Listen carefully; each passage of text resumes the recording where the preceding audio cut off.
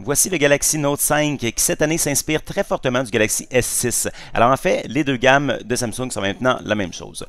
On a ici le même design que les 6 en métal et en verre, et on a les mêmes composantes, sauf le grand écran de 5,7 pouces, bien sûr. Pour le reste, écoutez, ça se ressemble, c'est le même processeur Exynos à 8 cœurs, c'est toutes les mêmes caractéristiques, la même caméra arrière, la même caméra frontale. On a aussi un même lecteur d'empreintes digitales, c'est vraiment la même chose. Il y a évidemment quelques petites différences, donc par exemple, logiciel, comme dans l'appareil photo ici, j'ai une nouveauté, je peux diffuser en direct sur YouTube. Donc ça, c'était pas là avant. Mais pour le reste, c'est le même excellent appareil photo.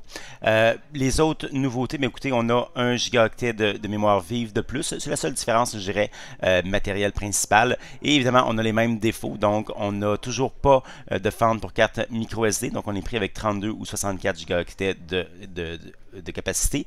Et on n'a pas de pile amovible, ce qui est vraiment dommage. Maintenant, quelques mots sur le S Pen, le stylet actif du Galaxy Note. Mais écoutez, on a un nouveau design, un nouveau mécanisme pour l'insérer. C'est beaucoup plus agréable à utiliser qu'avant, je trouve. Et on a des nouveautés aussi logicielles. Donc, entre autres, le menu Air Command qu'on vient de voir. Donc, maintenant, je peux rajouter des raccourcis à ce menu-là, ce que je ne pouvais pas faire avant. Par rapport au matériel, maintenant, le crayon devrait être plus facile à écrire, donc la latence a été réduite, entre autres, c'est plus précis. Tout ça, pas à cause du crayon même, mais à cause de l'écran. Malheureusement, j'ai pas de Note 4 pour comparer côte à côte, mais ça marchait là, super bien. Il y a aussi quelques nouveautés logicielles. Je pense entre autres au fait qu'on peut écrire sur l'écran de veille directement, alors ce qui permet d'être plus rapide dans sa prise de notes.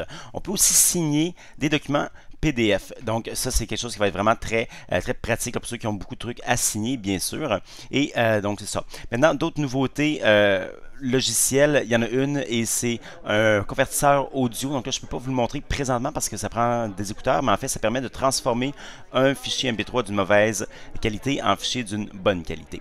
Et la dernière chose que je veux vous montrer, c'est un accessoire ici que j'ai beaucoup aimé. C'est un petit clavier QWERTY qu'on peut installer pour remplacer le clavier logiciel du Note 5 par un clavier physique. Donc tout ce qu'on fait, c'est qu'on insère ce couvercle-là qui est très mince, qui est très plastique, très correct, et on colle pas on colle, et on installe, on pose le clavier QWERTY sur l'écran. Donc, ce qui est bien aussi, c'est que l'écran va s'ajuster au clavier. Donc, c'est pas juste, il y a quand même un effort logiciel là, derrière, et tout reste, donc les suggestions restent là, et quand j'écris, ça marche super bien, ça va vite. Écoutez, c'est pas un BlackBerry, mais honnêtement, ça va beaucoup mieux là qu'un clavier normal.